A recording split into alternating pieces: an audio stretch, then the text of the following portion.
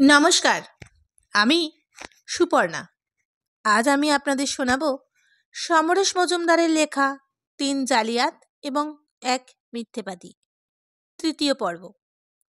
যদি আমার এই গল্প পাঠ আপনাদের ভালো লাগে তাহলে লাইক করে দেবেন, শেয়ার করে দেবেন এবং অবশ্যই সাবস্ক্রাইব করে দেবেন। চলুন শুরু করা যাক তৃতীয় পর্ব। আজ বিকেলে অর্জুন রিসর্টে পৌঁছেছে। অ্যাপয়েন্টমেন্ট লেটারকে গ্রহণ করে চিঠি দিতে হয়েছে। কর্নেল বাসু তাকে রিসর্টের যে ঘরে থাকতে দিলেন সেখান থেকে অনেকটাই দেখা যায়। কর্নেল বাসু বলেছেন, আজ আপনি রেস্ট নিন, আমরা কাল থেকে কাজ শুরু করব।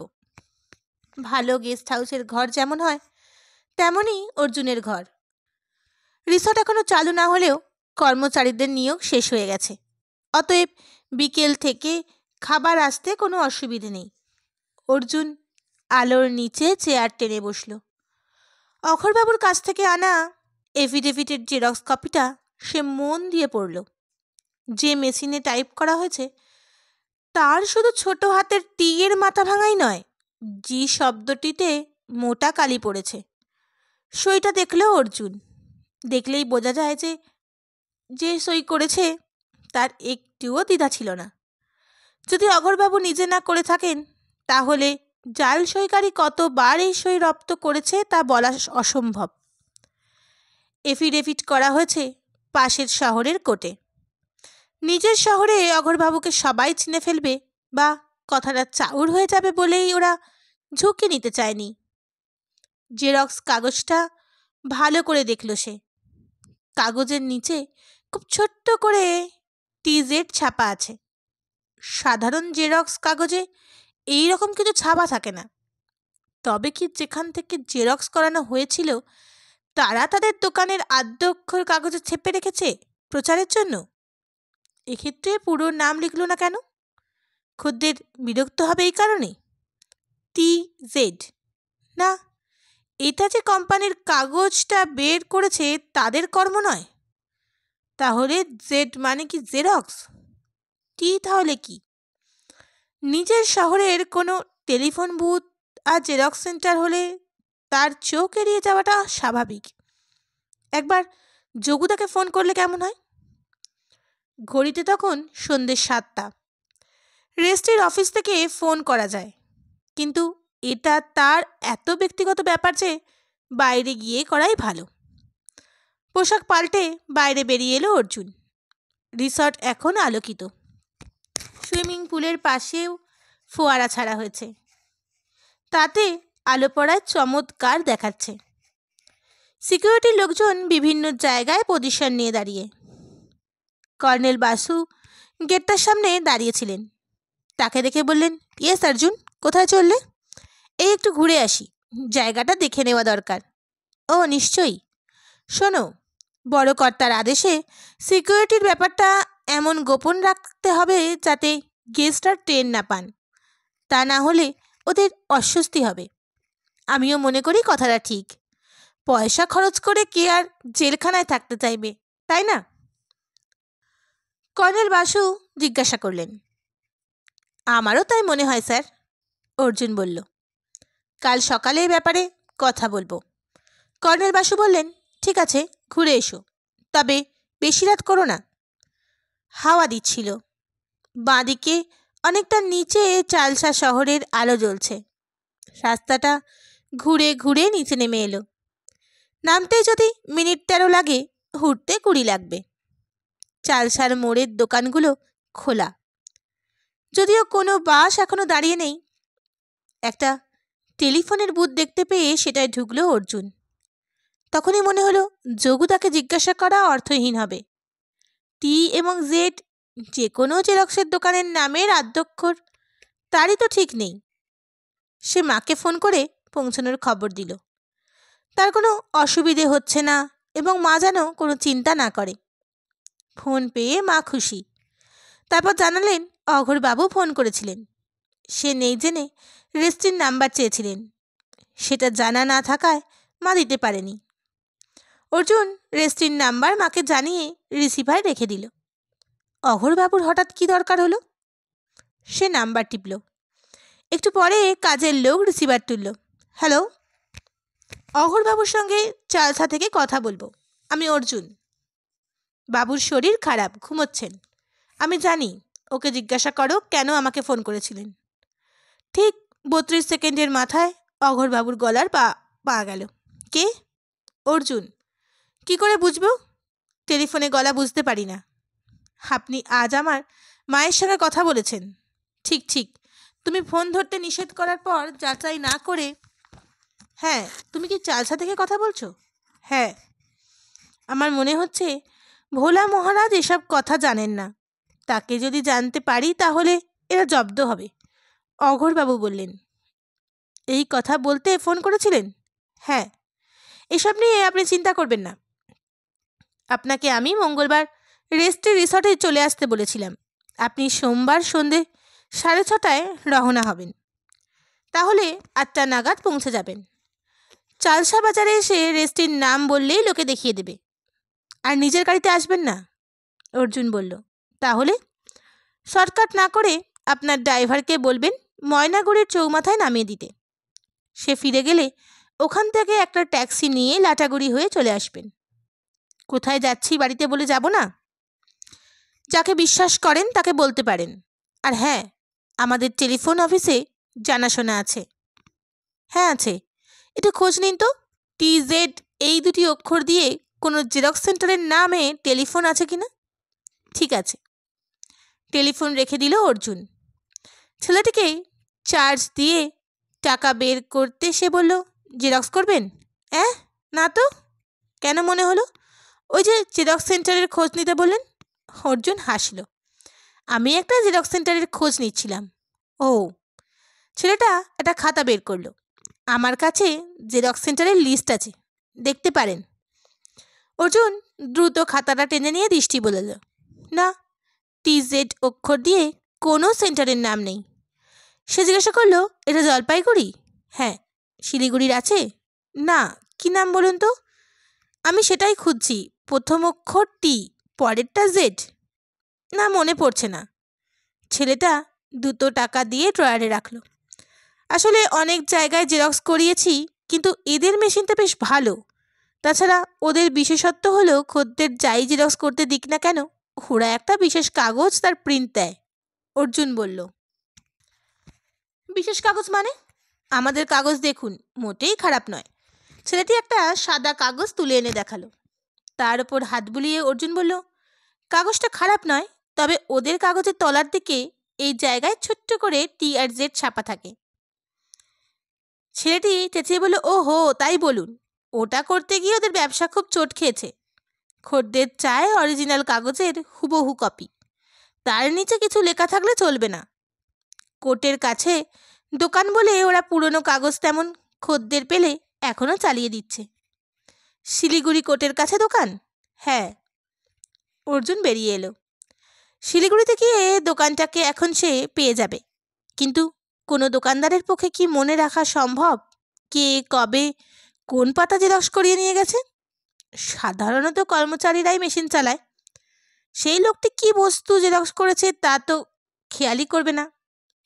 ব্যাপারটা ঠিক হলেও মন খুঁতখুত করছিল। তার গুরু অমন সব বলতেন, যুক্তি যদি বলে এটা হয় না, তাহলে থেমে যেও না, একটু উল্টে পাল্টে দেখো। সেটা দেখতে হলে শিলিগুড়িতে যেতে হয়। এখান থেকে অন্তত ঘন্টা 6 রাস্তা।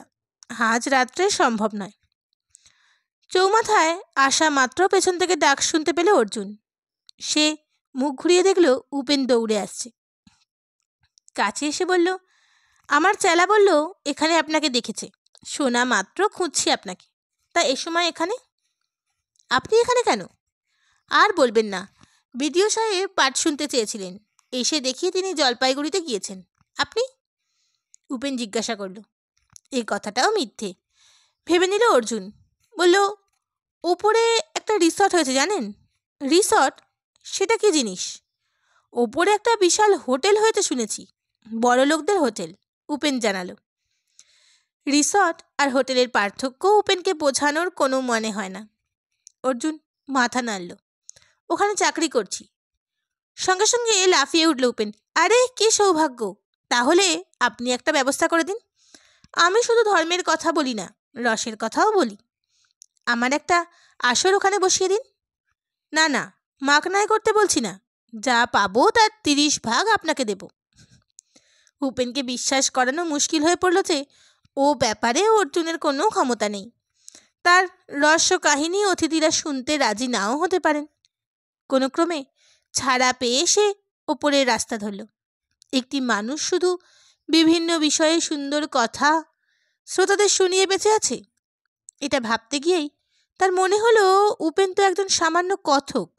একজন রাজনৈতিক নেতাও তো শুধু কথা বিক্রি করেই বেঁচে থাকেন। ভোলা মহারাজের মতো শ্রদ্ধেয় গুরুরাও একই পথের পথিক। উপেন শুধু মিথ্যে বলে যায়। জীবনে যে মিথ্যে বলে শ্রোতাদের সামনেও তাই বলবে।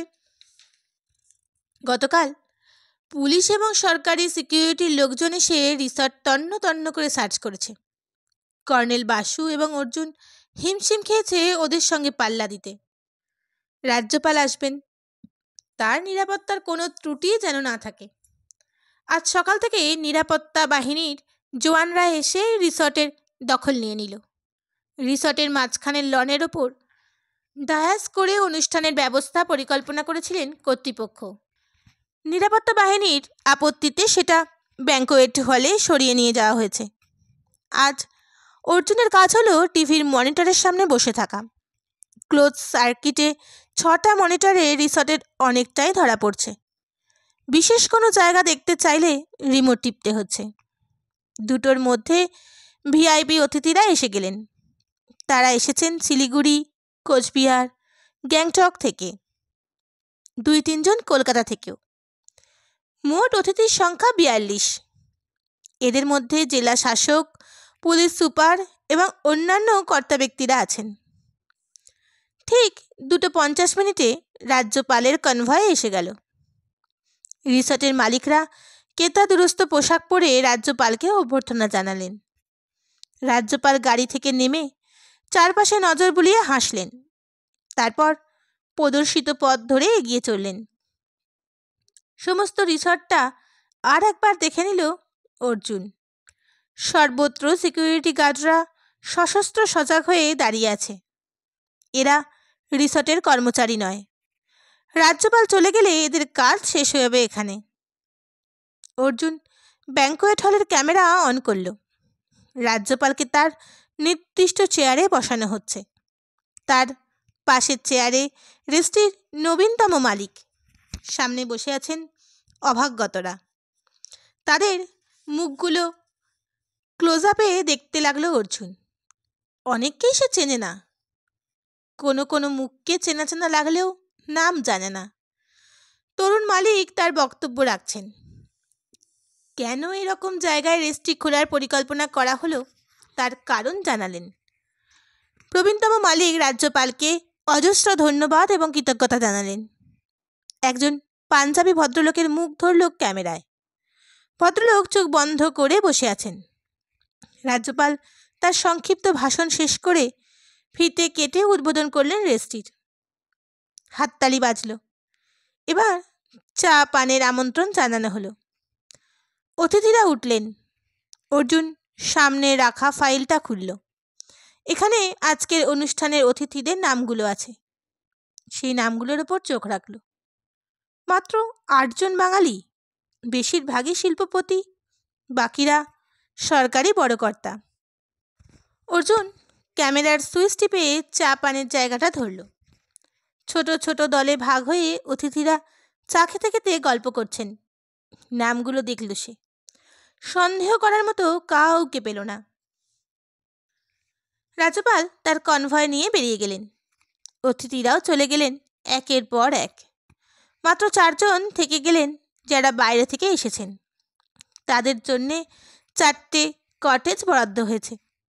রাজ্যপাল চলে যাওয়ার পর সরকারি সিকিউরিটি কর্মীরাও বিদায় নিলেন।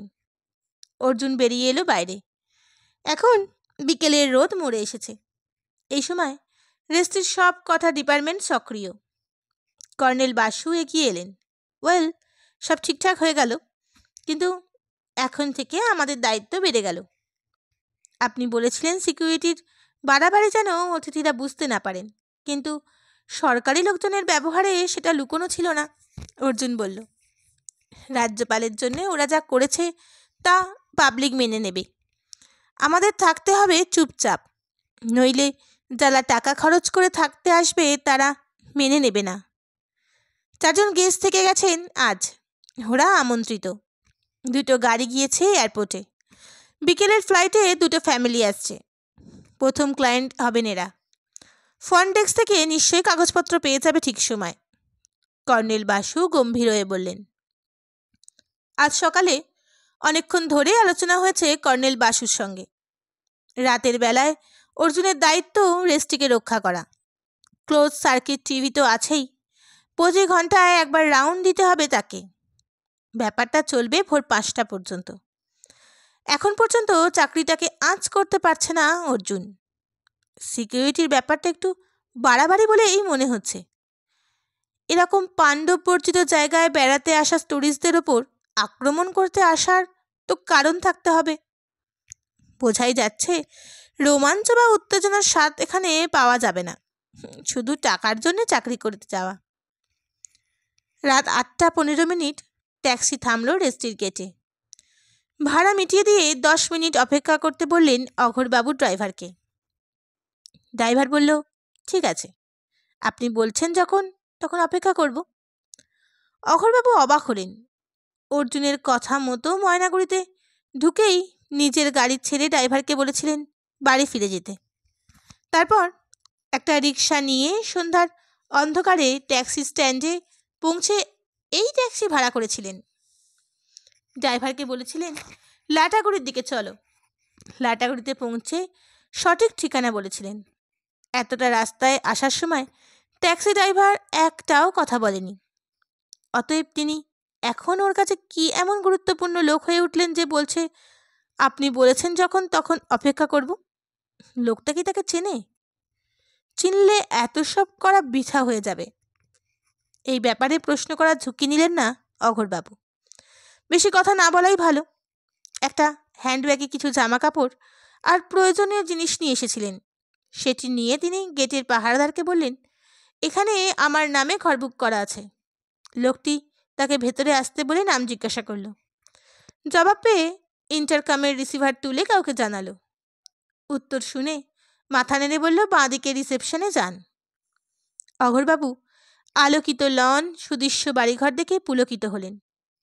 রিসেপশনে পৌঁছে দেখলেন 2 জন সুন্দরী কম্পিউটারে ব্যস্ত। একজন তাকে মাথা নেড়ে হাসি মুখে আপ্যায়ন করে এগিয়ে এলেন। ইয়েস, আপনি? নাম বললেন অঘোরনাথ। একটা ফর্ম এগিয়ে দিলেন সুন্দরী। নাম, ঠিকানা, ভেজ না নন ভেজ, স্মোকিং না নন স্মোকিং, রুম লিখে দয়া করে সই করুন। অঘোরনাথের সেসব করতে অসুবিধে হলো না। সুন্দরী বলল, আপনার নামে 5 দিনের বুকিং আছে। যদি এক্সটেন্ড করতে হয় তাহলে 24 ঘন্টা আগে জানাবেন স্যার। বেল বাজালেই উঠতি পড়া বেয়ারা ওপাশ থেকে এলো হাসি মুখে। সাহেবকে 11 নম্বরে নিয়ে যাও।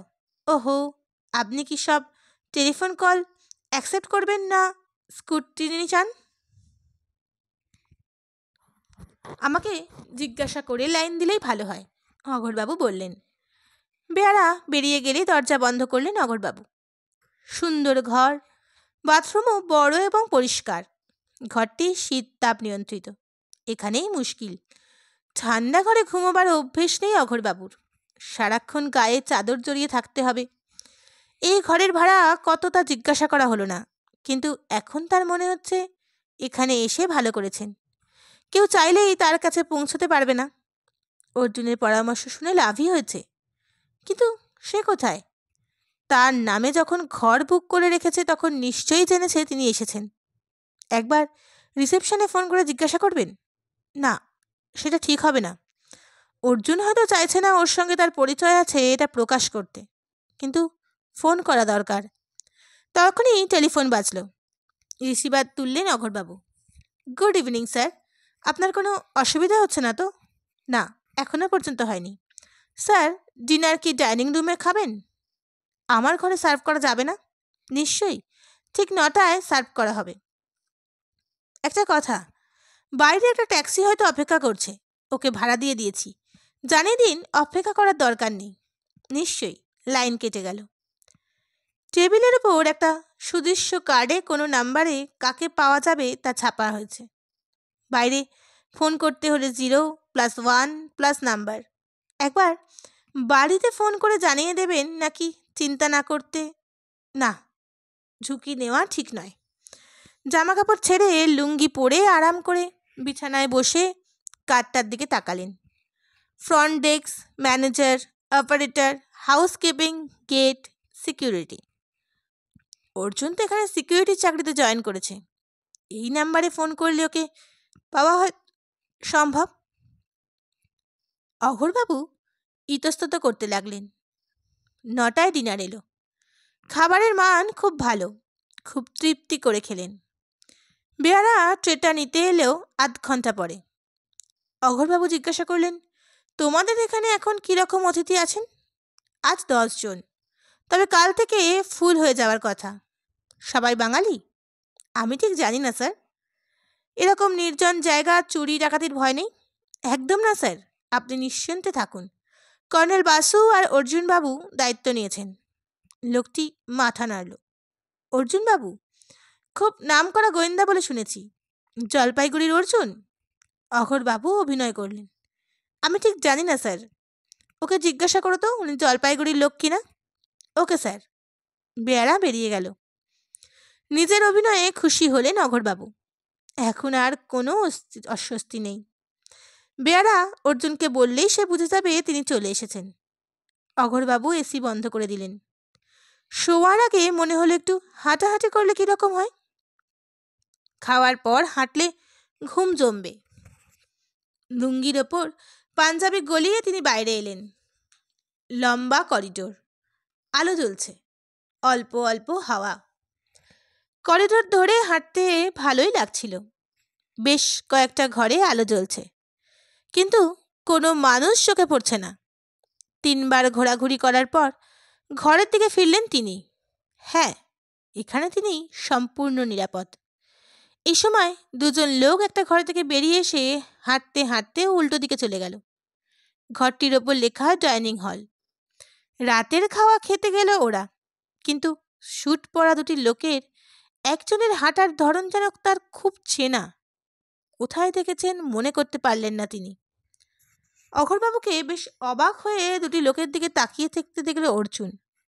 তার মুখের ওপর ক্যামেরা ক্লোজ আপ ধরতে অবাক হওয়ার ব্যাপারটা নিঃসন্দেহ হলো। লোক দুটোর মুখ দেখতে পায়নি সে। স্যুট পরা 2জন মানুষের একজনের মাথায় টুপি, শৌখিন টুপি। লোক দুটোকে অনুসরণ করে দেখা গেল ওরা 22 এবং 23 নম্বর ঘরের দরজার সামনে দাঁড়িয়ে তালা খুলছে। চার্ট বলছে ওরা আজ বিকেলের ফ্লাইটে যারা এসেছেন তাদের মধ্যে ছিল।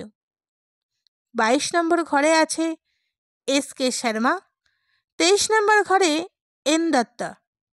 শর্মাকে অবাঙালি ভেবে নেওয়া যেতে পারে, কিন্তু দত্ত বাঙালি হতেও পারে, নাও হতে পারে।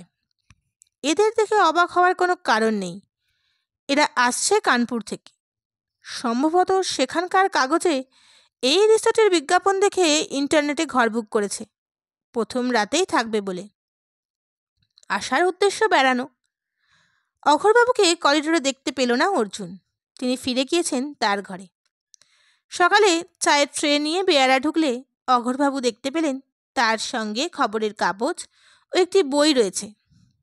আজকাল শিলিগুড়ি থেকে কলকাতার বড় দৈনিকগুলির উত্তরবঙ্গ সংস্করণ বের হয়, তাই 7 সকালেই কাগজ পাওয়া যাচ্ছে। বেয়ারা চলে গেল। তিনি চা খেতে খেতে বইটা খুললেন। নিহার রঞ্জন গুপ্তর কালো ভ্রমর। অবাক হলেও মনে করতে পারলেন এই বইটি তিনি কৈশোরে পড়েছিলেন। পড়ার পর প্রচণ্ড উত্তেজিত হয়েছিলেন, কারণ জমজমাট বই। এত বছর পরে এই বই তাকে কে পাঠালো? পাথা উল্টাতে গিয়ে চিরকুট দেখতে পেলেন। আপনি এসেছেন তা আমি জানি। আপনার সঙ্গে অত্যন্ত প্রয়োজন ছাড়া দেখা করব না, তবে ঘরের ভেতর আপনি একদম নিরাপদ। সন্ধ্যের পর বাইরে হাঁটাহাঁটি করতে পারেন, এখানে ভয়ের কিছু নেই। হ্যাঁ, গত রাত্রে ওই 2 ভদ্রলোককে দেখে অবাক হয়েছিলেন কেন? দিনটা যাতে ভালো কাটতে পারেন তাই এই বইটা পাঠালাম। কিন্তু জানাবার থাকলে এই বইটার শেষ পাতায় সংক্ষেপে লিখতে পারেন। কোনো সম্বোধন নেই, শেষে নামও নেই, কিন্তু চিঠিটা যে অর্জুন লিখেছে তাতে কোনো সন্দেহ নেই। চিরকুটটাকে পকেটে রেখেছিলেন অঘোরবাবু। তারপর খবরের কাগজে চোখ রাখলেন, কিন্তু মন দিতে পারলেন না। অর্জুন কেন লিখেছে অত্যন্ত প্রয়োজন ছাড়া দেখা করবে না? এখানে যখন কোনো শত্রু নেই, তখন দেখা করতে অসুবিধে কোথায়? দিনের বেলায় ঘর থেকে বেরোতে নিষেধ করছে পাছে কেউ তাকে চিনে ফেলে, কিন্তু তাকে চিনবে নর্থ বেঙ্গলের লোকজন। এত দামি জায়গায় নিজের বাড়ি ছেড়ে এসে তাদের কেউ নিশ্চয়ই থাকবে না। এখন অর্জুন যা লিখেছে তাই মেনে চলতে হবে। সন্ধ্যে 7টায় অর্জুন তার ঘরে এলো। এখন বিকেল পর্যন্ত বিশ্রাম, যদি জরুরি কিছু না ঘটে। সারা রাত জাগার পর সে ক্লান্তি আসে, সেটা আরও বেড়ে যায় যদি রাতটা অলসভাবে কাটে। কোনো ঘটনা ঘটেনি, উত্তেজনার আগুন পোয়ানোর মতো ব্যাপারটা ছিল না, তাই এই রাত জাগা বেশ বিরক্তিকর মনে হচ্ছিল তার। কর্নেল বাসু দিনের বেলা নিরাপত্তার দায়িত্বে থাকেন। বয়স্ক মানুষকে রাত জাগার কথা বলা যায় না। জামা ছেড়ে প্যান্ট পরেই বিছানার শরীর এলিয়ে দিল সে। তারপর অঘোরবাবুর ব্যাপারটা মনে মনে নাড়াচাড়া করতে শুরু করলো। ভদ্রলোক এখানে নিরাপদ, কিন্তু এই নিরাপত্তার মধ্যে তো চিরকাল থাকা সম্ভব নয়। আসল ব্যাপারটার তো সমাধান হচ্ছে না, কারণ জাল সই করে টাকা দাবি করেছে তাদের খুঁজে বের না করা পর্যন্ত সমস্যা থেকেই যাচ্ছে। অর্জুনের মনে হচ্ছিল এই চাকরিতে ঢুকে সে সমস্যার সমাধান করতে পারবে না। শিলিগুড়ির আদালতের কাছে জেরক্স সেন্টারে গেলে হয়তো কোনো হদিশ পাওয়া যেত, কোনো ক্লু পেলে চারিদিকে ছোটাছুটি করতে পারত। সেসব কিছুই সে এখন করতে পারবে না।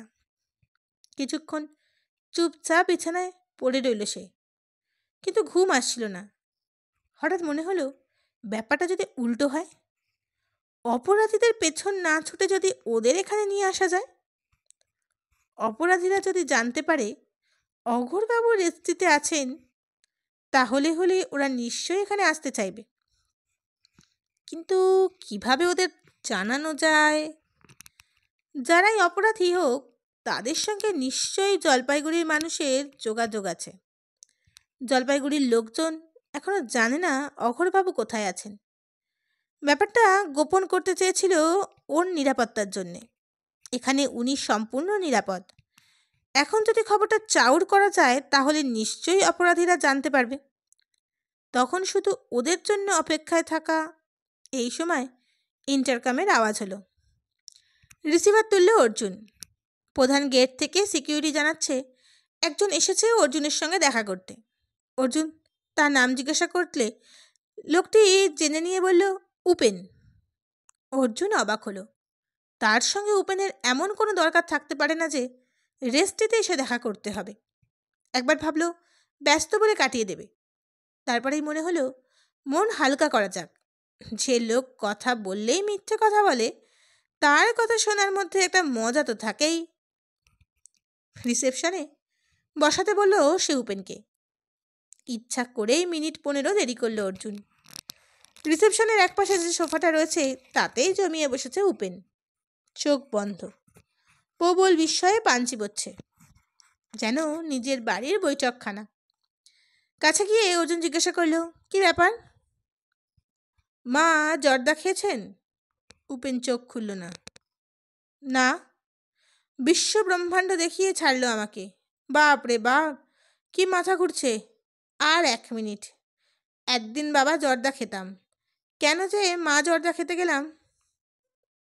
আমার সঙ্গে কি আপনার কোনো দরকার আছে? চোখ খুললেন উপেন। এই দেখুন, 1টা মিনিট অপেক্ষা করতে পারলেন না?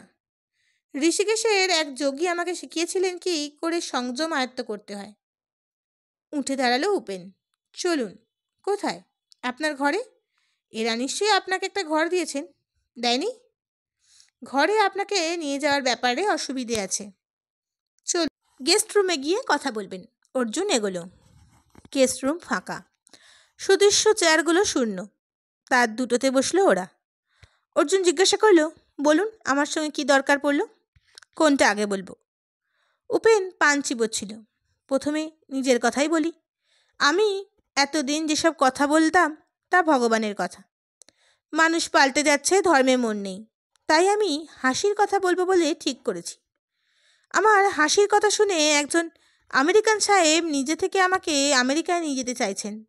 তা আপনার এখানেও আমি অনুষ্ঠান করতে পারি, আমেরিকায় না গিয়ে দেশের সেবা করতে পারি।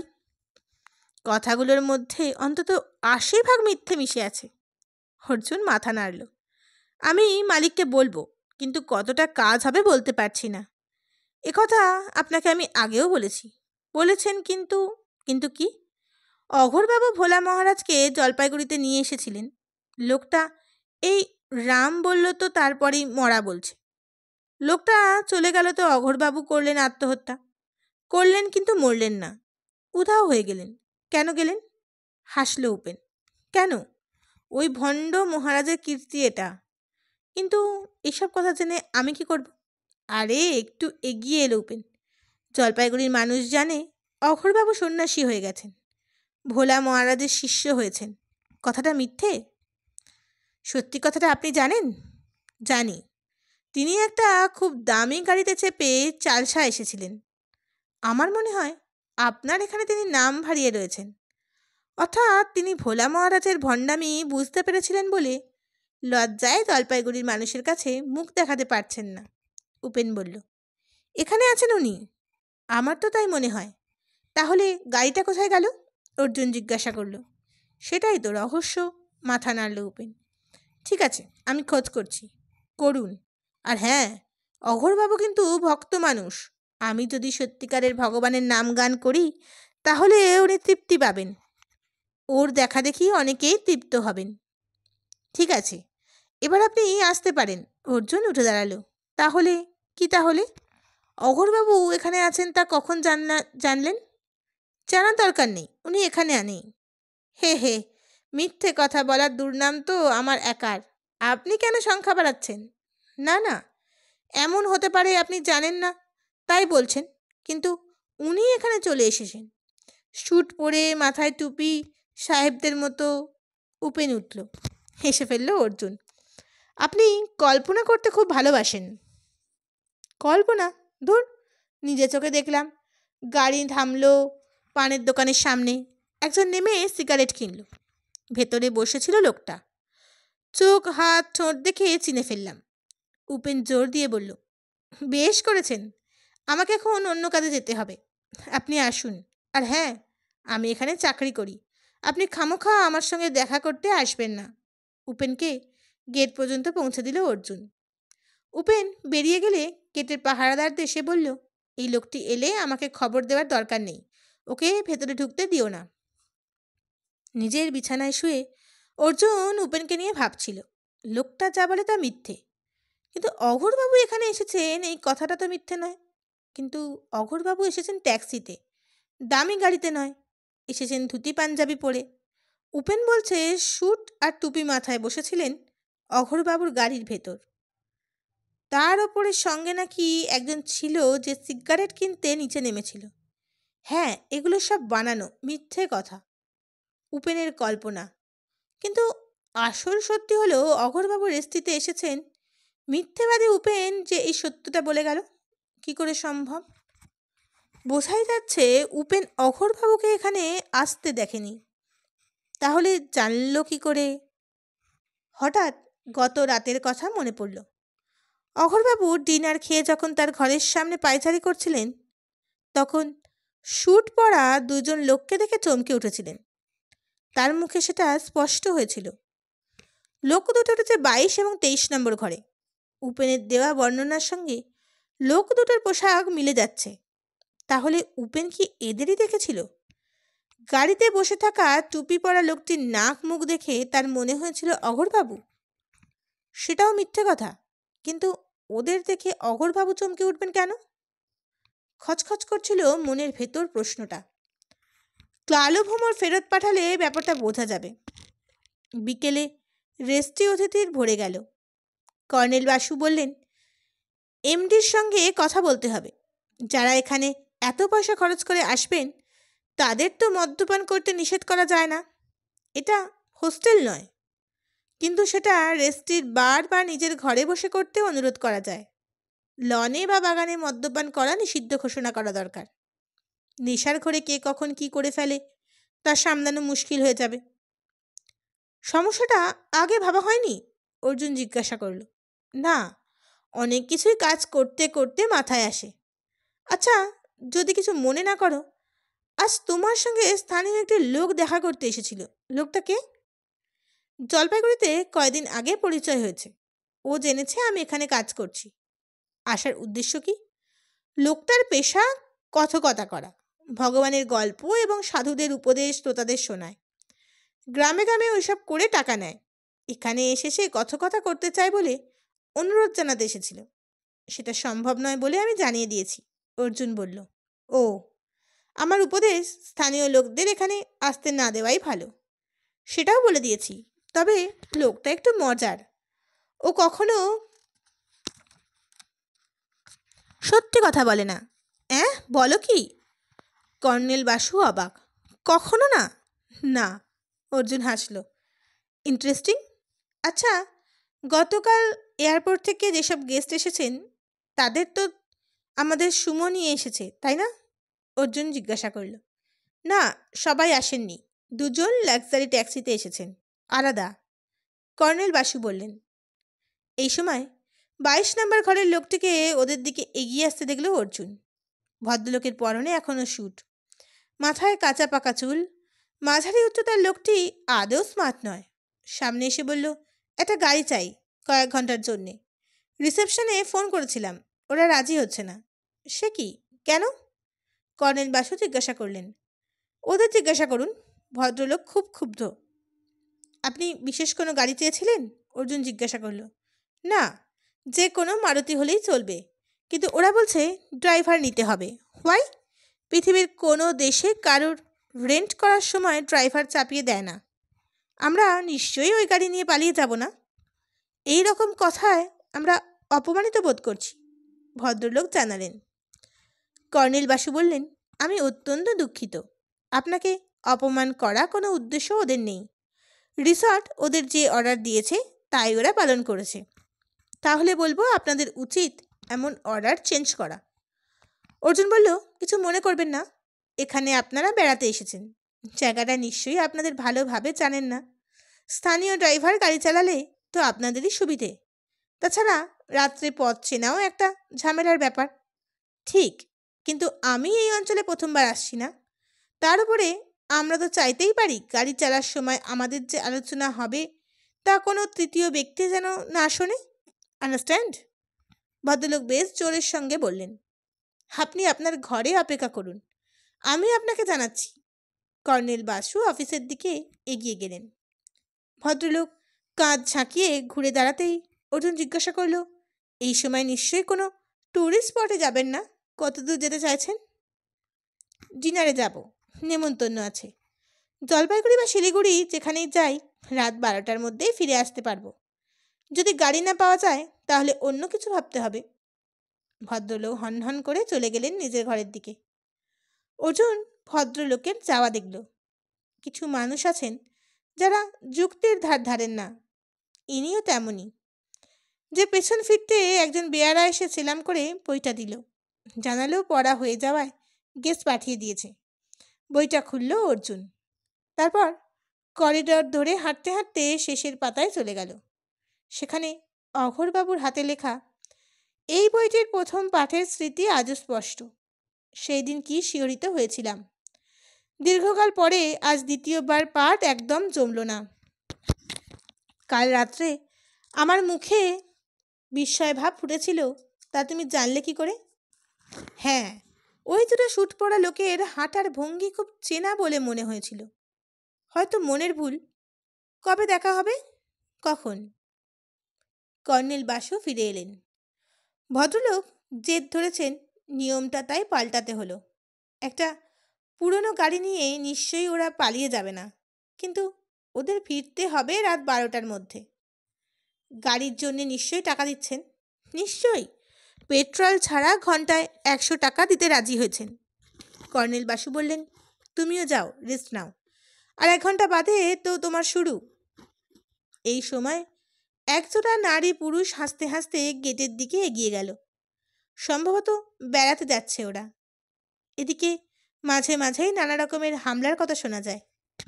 কর্তৃপক্ষ সেগুলোকে আমল দিতে চান না, তাহলে লোকে ভয় পাবে এখানে আসতে। অর্জুন লনের মাঝখানে গিয়ে দাঁড়ালো। সন্ধে গাঢ় হচ্ছে, যদিও পশ্চিম আকাশে এখনো একটু আলো। যে মুখ নামিয়ে লোক দুটি দেখতে পেল, দুজনের পরনে স্যুট, একজনের মাথায় টুপি। কোনো কথা না বলে গেটের দিকে চলে গেল। রাত তখন 12টা।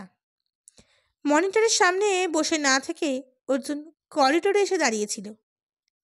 সামনের লনের ওপর হালকা হলদে আলো নেতিয়ে রয়েছে, চারধার চুপচাপ নিঝুম।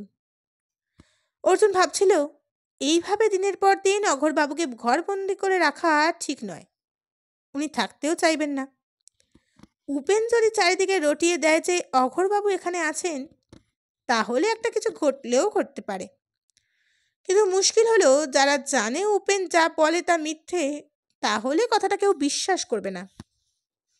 এই সময় একটা গাড়ি গেটের ওপাশে এসে হর্ন দিল। হেডলাইটের জোর আলোয় লোহার গেটের ফাঁক গলে ভেতরে আসছে। বোধহয় সেই স্যুট পরা ভদ্রলোকেরা ফিরল। ঘড়ি দেখল সে, ওরা কথা রেখেছে। রাত 10টার পর মূল গেট খোলা হয় না।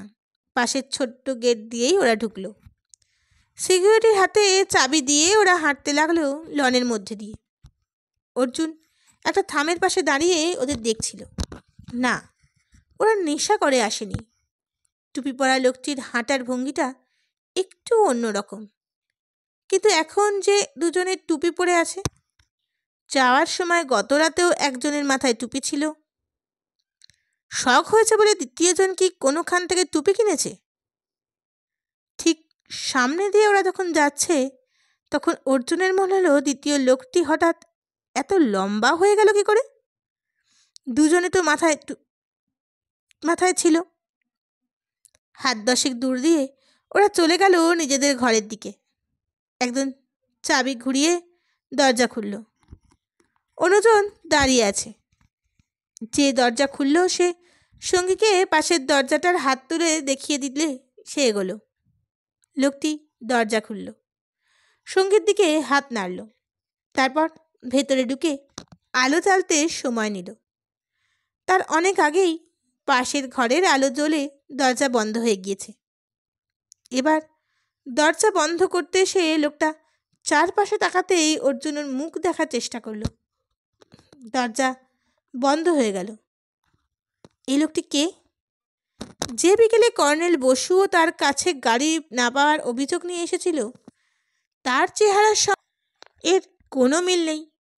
ওই লোকটির সঙ্গে যারা হাঁটার ধরন একটু আলাদা, টুপি পরে থাকে, কারোর সঙ্গে এখনো পর্যন্ত কথা বলেনি, তাকে দূর থেকে দেখে অস্বস্তি হয়নি অর্জুনের। কিন্তু এই লোকটির সঙ্গে আজ বিকেলে যে কথা বলেনি, এই ব্যাপারে তার কোনো সন্দেহ নেই। যদিও এত দূর থেকে দেখে কোনো সিদ্ধান্তে আসা ঠিক নয়, তবু যে গতকাল থেকে ঘরের চাবি ব্যবহার করছে, তাকে দরজা দেখিয়ে দিতে হবে কেন? কেন ঘরে ঢুকে অত সময় লাগবে আলোর সুইচ খুঁজে বের করতে? লোকটা ওই ঘরে নতুন। সন্দেহটা যদি সত্যি হয়, তাহলে এটা বেআইনি ব্যাপার। যার নাম খাতায় এন্ট্রি হয়েছে তার বদলে অন্য কেউ থাকতে পারে না। কিন্তু এত রাত্রে এই ব্যাপার নিয়ে হইচই করা কি ঠিক হবে? কর্নেল বাসু নিশ্চয়ই এখন ঘুমোচ্ছেন। অর্জুন রিসেপশনে চলে এলো। এখন অফিসে কেউ নেই। রাত 10টা থেকে সকাল 6টা পর্যন্ত রিসেপশন বন্ধ। আচমকা কেউ এলে গেটের সিকিউরিটি অবস্থা বুঝে খবর দেয়। ঘরের আলো জ্বলছিল। কম্পিউটারের সামনে বসে বোতাম টিপল অর্জুন। 22 নম্বরের এসকে শর্মা, 23 নম্বরে এন দত্তা। দুইজনের বাড়ি কানপুরে। ঠিকানা বিশদে নেই। এই এসকে শর্মা লোকটাকে নিয়েই সন্দেহ হচ্ছে। রাতটা কেটেছিল নির্বিঘ্নে। সকালে কর্নেল বাসুর সঙ্গে দেখা হলে সন্দেহের কথাটা বলল অর্জুন। ভদ্রলোক অবাক হলেন। কি বলছো হে? মানুষ বদলে গেছে? আমার তো তাই মনে হচ্ছে। ঘড়ি দেখলেন কর্নেল বাসু। বেডটি চলে গেছে একটু পরে ব্রেকফাস্ট খাবে। গত রাতে ঠিক সময়ে ফেরবার জন্য ওদের ধন্যবাদ দিয়ে আসি। তুমিও যাও, রেস্ট নাও। কর্নেল বাসু 22 নম্বর ঘরের দিকে এগোলেন। অর্জুনের খুব ইচ্ছা হচ্ছিল ওর সঙ্গে যেতে, কিন্তু চাকরি করতে হলে বসকে মান্য করতেই হয়। কর্নেল বসু তার সঙ্গে যেতে বলেননি। অর্জুন নিজের ঘরের দিকে এগোচ্ছিল। এই সময় একজন বেয়ারা সেলাম করে সামনে এসে দাঁড়ালো। সে জানালো অঘোরবাবু একটা সমস্যায় পড়েছেন। সিকিউরিটি ইনচার্জের সঙ্গে কথা বলতে চান। অর্জুন তাকে বলল সে নিজেই যাচ্ছে ভদ্রলোকের সঙ্গে দেখা করতে। হঠাৎ কি হলো ভদ্রলোকের? ভাগ্যিস কর্নেল বাসু এখন এখানে নেই, নইলে বেয়ারা তাকেই খবরটা দিত। লন পেরিয়ে সে অঘোরবাবুর দরজায় শব্দ করল। দ্বিতীয়বারে দরজা খুললেন অঘোরবাবু। অর্জুনকে দেখে একপাশে সরে দাঁড়িয়ে বললেন, অসম্ভব, আমার পক্ষে আর এখানে থাকা অসম্ভব হচ্ছে না। অর্জুন ভেতরে না ঢুকে চারপাশে দ্রুত নজর ঘুরিয়ে নিয়ে বলল, প্লিজ অধীর হবেন না। ঠিক 9টায় বেড়াতে যাওয়ার নাম করে এখান থেকে বেরিয়ে বাঁদিকে রাস্তা ধরবেন। চালসার দিকে নয়, উল্টো দিকে। মিনিট 10 উপরে উঠতেই আমার সঙ্গে দেখা হয়ে যাবে, তখন কথা বলবো, প্লিজ। অর্জুন চলে এলো হতভম্ব অঘোরবাবুর সামনে থেকে। রিসর্টের বিভিন্ন ঘর থেকে অতিথিরা সেজে গুজে বেরিয়ে আসছে। রেস্টি থেকে তাদের সাইট সিংয়ে নিয়ে যাওয়া হচ্ছে। ছকছকে সুখী মুখ সবার। কর্নেল বাসুকে দেখতে পেল অর্জুন। কাছে এসে বললেন, দেখে আমারও সন্দেহ হচ্ছিল। মনে হচ্ছিল কাল যার সঙ্গে আমি কথা বলেছি ঠিক সেই লোক নয়। কিন্তু আলাপ করার পর আমি আমার কার্ড ওকে দিতেই উনিও ওর কার্ড আমাকে দিলেন। এই দেখো। অর্জুন কার্ডটা দেখল। তাতে স্পষ্ট ছাপা এস.কে. শর্মা, বসন্ত বাহার, কানপুর। কিন্তু কোনো ফোন নাম্বার বা ইমেল নাম্বার নেই। সাধারণত এটা থাকে, চিঠি লিখে আজকাল কেউ যোগাযোগ করে না। তারপরেই নজর পড়ল ছাপা হয়েছে টাইপরাইটারে, অর্থাৎ অফসেট বা প্রেস থেকে কার্ড প্রিন্ট করা হয়নি। টাইপরাইটারে টাইপ করা কার্ড কি কেউ মনে রাখে? সে আবার চোখ পড়াতে দেখে গেল বসন্ত বাহারের টি অক্ষরটির মাথা ভাঙা। পরে কালো কালির কলমের সাহায্যে ম্যানেজ করার চেষ্টা হয়েছে। সে কর্নেল বাসুকে জিজ্ঞাসা করলো, এই কার্ড কি আপনার খুব দরকার? না না, আমার কানপুরে কখনো প্রয়োজন হবে না। ভদ্রলোক গিয়েছিলেন কোথায় কিছু বললেন? হ্যাঁ, শিলিগুড়িতে। সেখানে নাকি নেমন্তন্ন ছিল। তবে ভদ্রলোকের মুখটা ঠিক আগের লোকের মতো নয়, বেশি লম্বাও লেগেছে। কিন্তু ওই কার্ড দেখার পর তো সন্দেহ জানানোর কোনো মানে হয় না।